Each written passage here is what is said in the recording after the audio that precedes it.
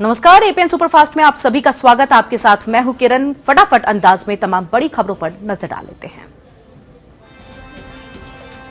दिल्ली के रामजस कॉलेज विवाद मामले में मुख्यमंत्री अरविंद केजरीवाल आज उपराज्यपाल अनिल बैजल से मुलाकात करेंगे। दोपहर बाद 2:30 बजे होने वाली इस मुलाकात में केजरीवाल एबीवीपी के खिलाफ कार्रवाई की मांग के साथ ही गुरमेहर कौर को मिल रही रेप की धमकियों को लेकर के अपनी बात रखेंगे। उधर एबीवीपी के खिलाफ अभियान शुरू करने वाली गुरमेहर कौर ने खुद को अभियान से अलग कर लिया है।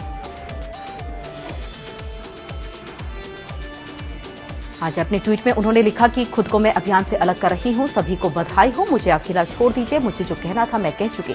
20 साल की उम्र में मैं इतना ही कर सकती थी और सह सकती थी। गुरमेहर कौर ने आरोप लगाया कि बीजेपी के छात्र संगठन एबीवीपी की ओर से मुझे रेप की धमकियां दी गई, क्योंकि कुछ समय पहले उन्होंने एक फेसबुक पर पोस्ट किया था कि युद्ध का विरोध करते हुए वीडियो पोस्ट किया था, जिसमें उन्होंने अपने पिता की मृत्यु के लिए पाकिस्तान को नहीं, युद्ध को दोषी ठहराया था।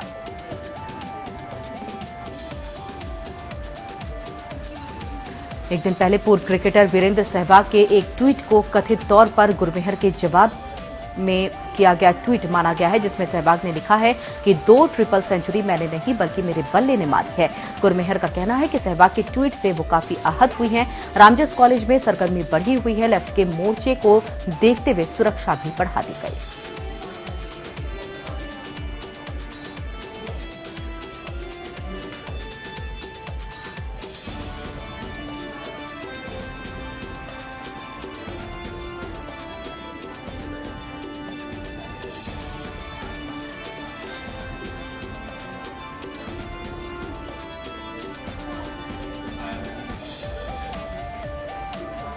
मिशन उत्तर प्रदेश में जुटे तमाम सियासी दल और उसके नेता अब बाकी बचे 2 चरणों के चुनाव प्रचार में जुट गए हैं। इसी कड़ी में जनता का मन मोहने आज मायावती 2 चुनावी रैलियों को संबोधित करेंगे। बीएसपी अध्यक्ष मायावती आज मऊ और गाजीपुर में चुनावी जनसभा को संबोधित करेंगे। गौरतलब है कि विधानसभा चुनाव 2017 मायावती और बीएसपी के लिए काफी अहमियत रखती है।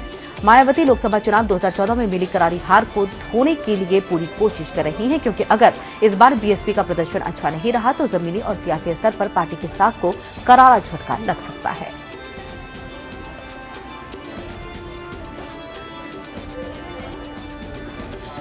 उत्तर प्रदेश विधानसभा चुनाव में बीजेपी ने 403 विधानसभा सीटों में से एक पर भी मुस्लिम कैंडिडेट को टिकट नहीं दिया है। विपक्ष की आलोचना के बाद अब पार्टी के नेता भी इस पर सवाल उठाने लगे हैं। केंद्रीय जल संसाधन एवं नदी विकास मंत्री उमा भारती के बाद अब केंद्रीय मंत्री मुख्तार अब्बास नकवी ने भी कहा कि पार्टी मुसलमानों को टिकट दे देती तो अच्छा होता। उन्होंने कहा कि बीजेपी समाज के सभी वर्गों को साथ लेकर के चलने में विश्वास रखती है और पार्टी की राज्य में सरकार बनने पर मुस्लिम समुदाय के लोगों को इसकी भरपाई की जाएगी।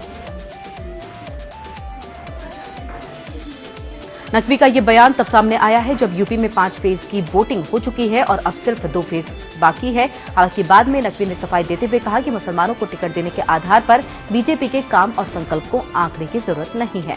यूपी सरकार बनने पर सभी को उनका हक दिया जाएगा।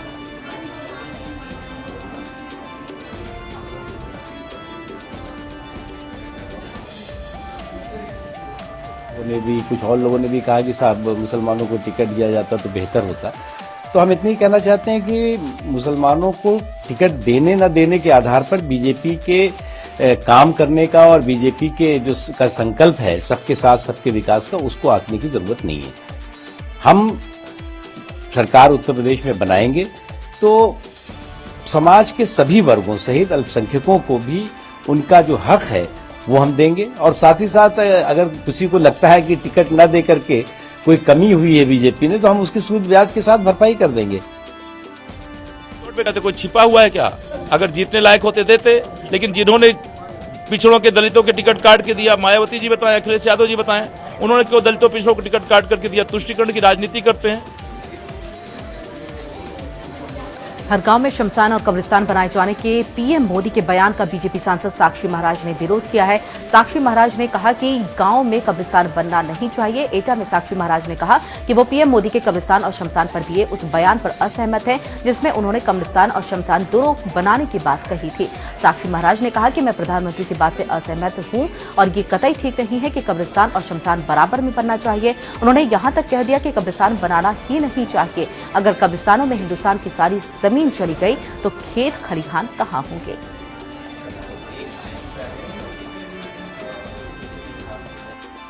कहा है कि यदि कब्रिस्तान बने तो उसके बराबर में शमशान भी बने। यह मोदी जी का बयान है। मेरा कहना यह है कि हम साधु सन्यासियों को भी जमीन में गाड़ा जाता है, समाधियां बनती हैं। हिंदुस्तान में मुसलमान को भी कब्र में दफनाया जाता है, परंतु मुस्लिम कंट्रीज में कहीं भी दफनाने की परंपरा नहीं है, जलाने की परंपरा है।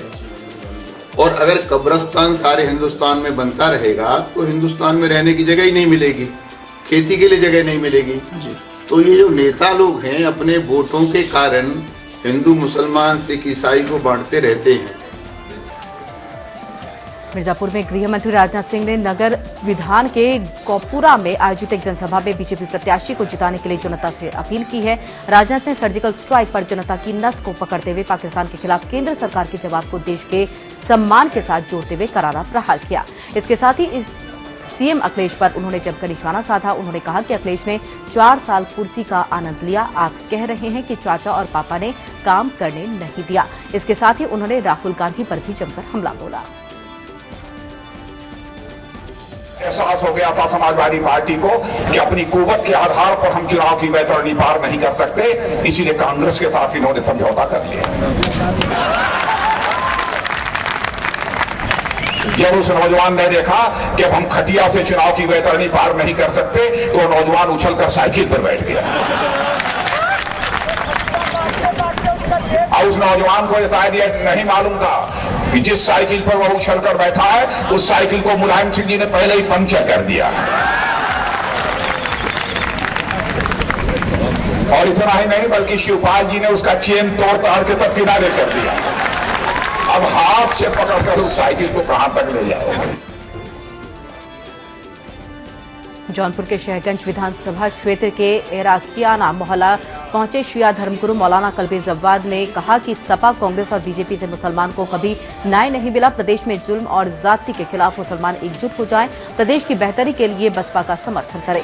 शिया सुन्नी मुसलमानों को एक होकर के प्रदेश को बचाने के लिए आगे आने की जरूरत है। सपा पर उन्होंने यादव बिरादरी तक को धोखा देने का इल्जाम लगाया। अखिलेश यादव की गवर्नमेंट इंतहाई नाकाम गवर्नमेंट रही। इन्होंने सिर्फ धोखे दिए हैं। इस हुकूमत को खत्म होना चाहिए। कांग्रेस ने भी सिवाय करप्शन के हिंदुस्तान को कुछ नहीं दिया, लिहाजा कांग्रेस की भी हुकूमत यहाँ नहीं आना चाहिए। और उसके अलावा जो बीजेपी है उन्होंने तो किसी मुसलमान को कोई कैंडिडेट नहीं बनाया, इसलिए मुसलमान उससे भी दूर हो गए हैं। लिहाजा सिर्फ एक ही ऑप्शन हमारे लिए बचता है, वो है मायावती। लिहाजा हमने उनके लिए ऐलान किया है कि हिंदू, मुसलमान, यादव, गैर यादव सब मिलकर उनको। अलीगढ़ में रफ्तार का कहर देखने को मिला। यहां सड़क हादसे में 2 लोगों की मौत हो गई है। जैसे ही घटना की सूचना स्थानीय पुलिस को मिली, पुलिस दल बल के साथ घटनास्थल पर पहुंची और दोनों शवों को पोस्टमार्टम के लिए भेज दिया गया है। पुलिस पता लगाने की कोशिश कर रही है कि ये दोनों मृतक कौन थे जिनकी सड़क हादसे में मौत हो गई।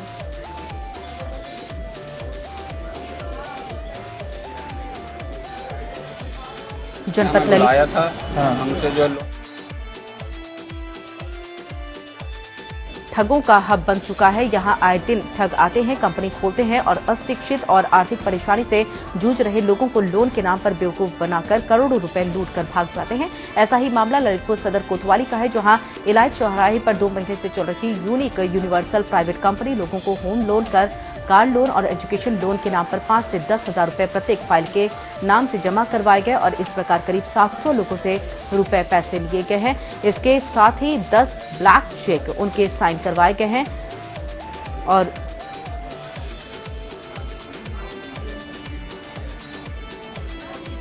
वालों ने हमें बुलाया था।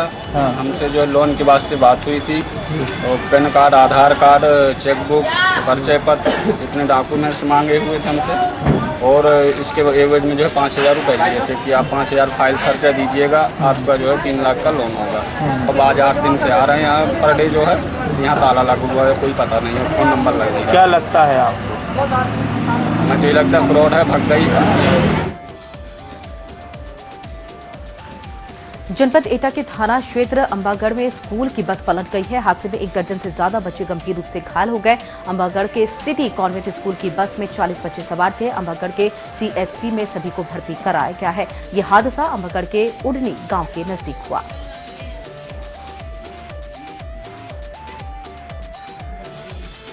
मेरठ के सिविल थाना इलाके में रंगदारी मांगने वाले आरोपियों ने पुलिस पर पथराव किया है और फायरिंग की है। पुलिस ने खुद को बचाते हुए 3 हमलावरों को गिरफ्तार किया। पुलिस ने आरोपियों के पास से एक पिस्तौल भी बरामद की है। पकड़े गए तीनों आरोपी मेरठ कॉलेज के छात्र बताए जा रहे हैं।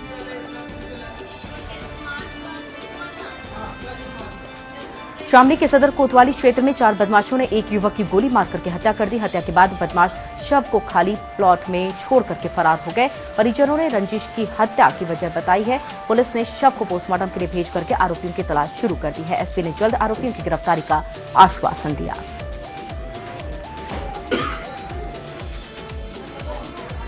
अवैध संबंधों के डंक ने लखनऊ के मड़ियाव गांव इलाके के एक घर में मातम का माहौल बना दिया है।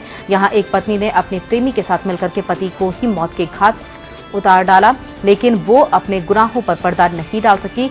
कड़ी पुलिस कार्रवाई में पूछताछ में उसने अपने गुनाहों को कबूल कर लिया है।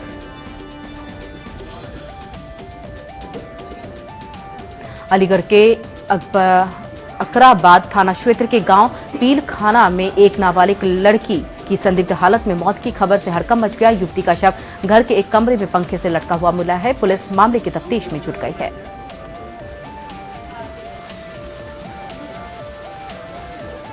झारखंड के मुख्यमंत्री रघुवर दास आज जनसंवाद कार्यक्रम के अंतर्गत जनता से रूबरू होंगे। मुख्यमंत्री रघुवर दास महीने के आखिरी मंगलवार को सीधे जनता से रूबरू होकर के उनकी समस्याओं को सुनते हैं और उसका समाधान निकालते हैं। इसको लेकर के राज्य के सभी जिले के जिलाधिकारियों को वीडियो कॉन्फ्रेंसिंग के जरिए जोड़ा भी जाएगा और मुख्यमंत्री जनता की समस्याओं पर आवश्यक निर्देश उन अधिकारियों को देंगे। आज झारखंड कांग्रेस जनवेदना सम्मेलन का आयोजन करने जा रही है। इस सम्मेलन में पार्टी के कई वरिष्ठ नेता होंगे शामिल, जिसमें मुख्य रूप से कांग्रेस पार्टी के झारखंड सह प्रभारी ताराचंद भगोड़ा, पूर्व केंद्रीय मंत्री सुबोधकांत सहाय, विधायक दल के नेता आलमगीर आलम समेत कई नेता इसमें शामिल होंगे। इस सम्मेलन में केंद्र और राज्य सरकार की नीतियों के खिलाफ कांग्रेस पार्टी जनता को गोलबंद करेगी।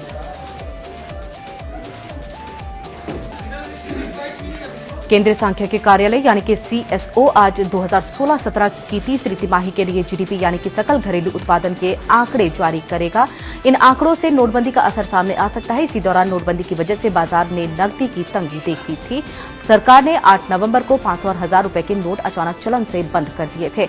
नोटबंदी के चलते अर्थव्यवस्था पर पड़ने वाले प्रभाव को भांपते हुए कई शोध संस्थानों और अंतर्राष्ट्रीय एजेंसियों ने चालू वित्त वर्ष के दौरान भारत की आर्थिक वृद्धि दर 7.1% से कम रहने का अनुमान व्यक्त किया है।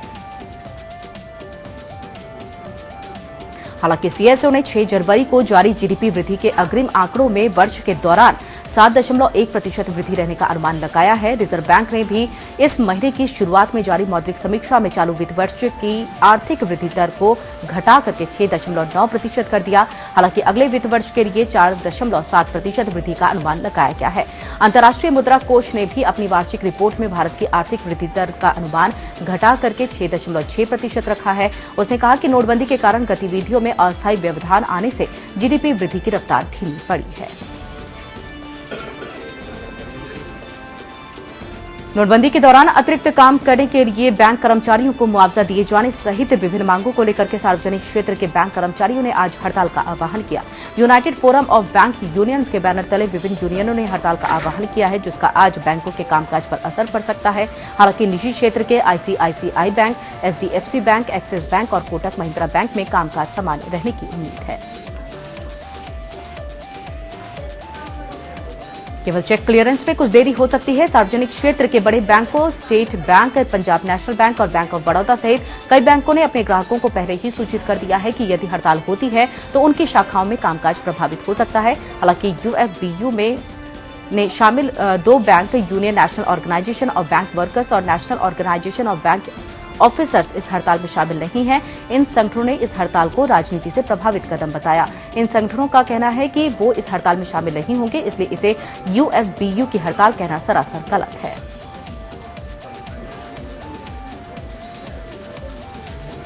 भारतीय रेलवे ने रेल यात्रियों को बड़ा तोहफा दिया है और लंबे इंतजार के बाद अपनी कैटरिंग पॉलिसी लॉन्च कर दी है। अब नई पॉलिसी के तहत IRCTC अपने बेस किचन से खाना तैयार कराएगी।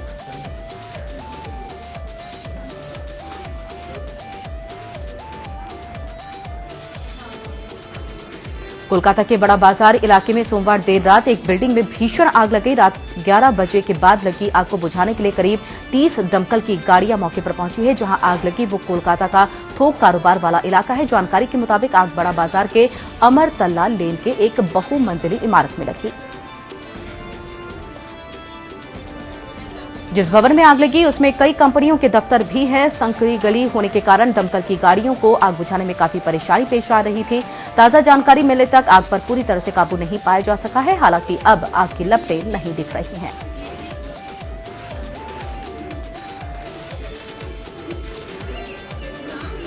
अमेरिका में भारतीय इंजीनियर की हत्या के बाद ट्रंप की चुप्पी पर हिलेरी क्लिंटन ने सवाल खड़े किए हैं। हिलेरी ने ट्वीट कर ट्रंप से चुप्पी तोड़ने और आगे आकर के मामले पर अपना पक्ष रखने के लिए कहा है।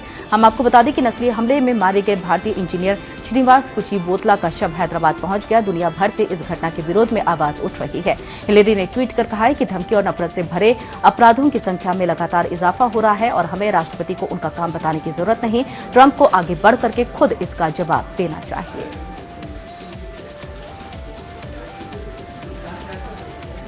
अमेरिका के लॉस एंजेलिस में आयोजित 79वें अकादमी पुरस्कारों में लाला लैंड को गलती से बेस्ट फिल्म घोषित कर दिया गया, लेकिन बाद में प्रेजेंटर ने अपनी भूल सुधारते हुए मूनलाइट को बेस्ट फिल्म बताया है। वॉरेन बीटी और फाय डुनावे को विजेता नाम घोषित करने के लिए मंच पर बुलाया गया था।